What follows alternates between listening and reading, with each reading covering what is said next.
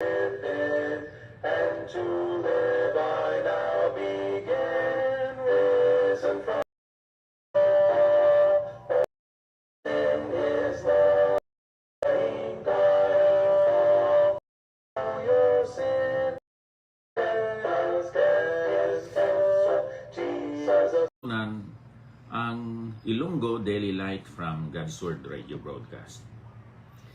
Ini nga mga segment sa Ilonggo aton ginapatuhoy ini sa mga Ilonggo speaking nga nagapamati sa aton mga programa sa mga istasyonan sang radyo dira sa Hinubaan, sa Sipalay City, sa Kawayan, kag sa Kabankalan na intraman dira ang Ilog. Sa din mabatian ang aton mga pagwali pinaagi una diri sa Facebook, ikaduha pinaagi sa sining mga istasyonan sa radyo. Karon aton tanawon inang bulahan nga klase sang kabuhi, the blessed life. O ara dira sa Psalm chapter 1 ang bulahan nga tao. Blessed is the man that walks not in the counsel of the ungodly, nor standeth in the way of sinners, nor sitteth in the seat of the scornful, and so on and so forth. Pero diri sa ginsulat ni Juan, sa 1 Kapitulo 10, versikulo 9 kag 10, ari man diri ang isa ka paglaragway sang bulahan nga klase sang pangabuhi. Akon basahon nagasiling diri, ako amo ang ganhaan kon ang bisan sino nga tao magsulod paagi sa akon, maluwas siya kag magasulod kag magagwa kag makakita sing halalbon. Ang makawat wala nagakari kundi sa pagpangawat kag pagpamatay kag pagpanglaglag. Ako nagkari agod nga may kabuhi sila kag may kabugana sini. Tamayang Ginoo magapakamayo sining pulo nga aton ginbasa, makalipay ang ihibalo nga ang tanan nga mga nagakatabo sa aton kabuhi nag-agi ini sa panghunahuna kag sa tagipusoon sang Dios. Ang Dios gamhanan sa tanan, kag nga bisan pa si Satanas lisensya gikan sa iyang otoridad sa paghimo sang iya mga malauton nga mga handom kag tinguha diri sa kabuhi ni Job. Ang aton Diyos, kung sa aton pa may kalipay sa pagpahibalo, bisan pa sa kay Satanas, kung ano nga klase nga tao ini si Job. Dira sa Job 1, versikulo 8, nagasiling, kag ang Ginoo nagsiling kay Satanas, na talupangdan mo bala ang akon alagad nga si Job nga wala sing kaangay sa iya sa duta, tao nga himpit kag matarong, nga mahadlokon sa Dios kag nagalikaw sa malaot.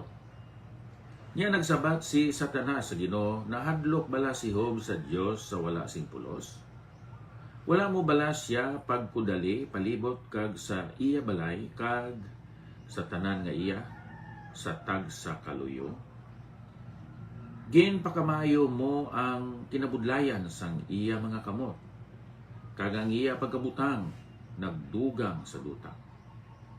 Apang untaya karon ang imo kamot, kag tanduga ang tanan nga iya, kag sikwayon kaniya sa imo nawong. Amo nang hambal ni Satanas sa aton nga Dios.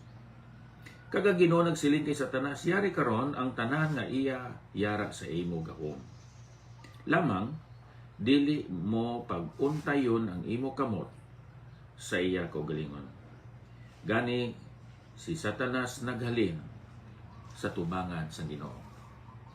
So ari diri gin lisensya ni Satanas nga himuan niya sang mga malain nga mga butang si Job kag bisan pa ang iya nga panimalay.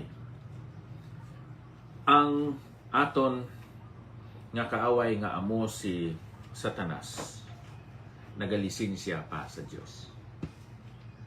Siguro naguna-una kita nga ang opposite sang Dios amo si Satanas. Hindi.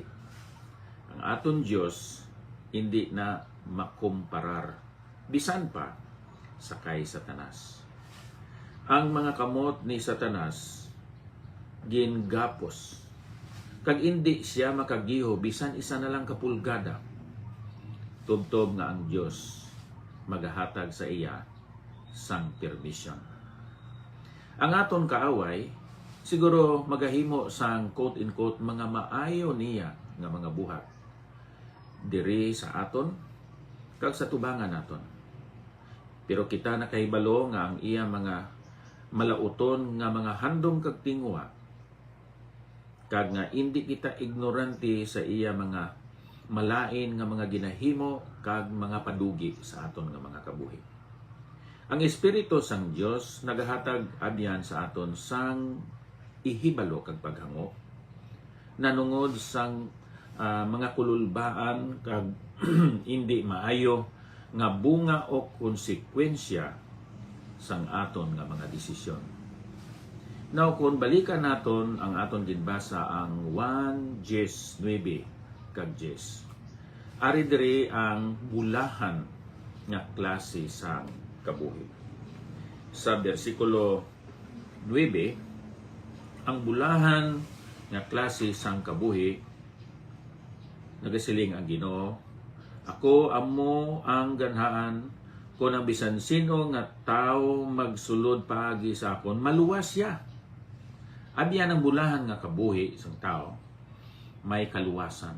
Ang kaluwasan nga ginahambal diri kaluwasan gikan sa linaw nga kalayo.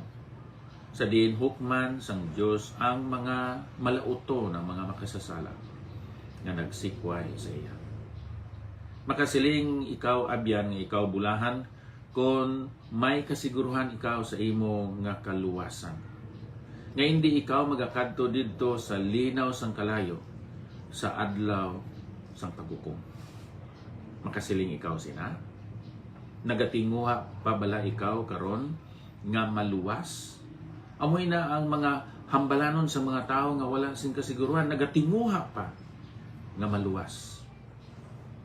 Pero sa balahan kasulatan, ang kaluwasan maangko na karon.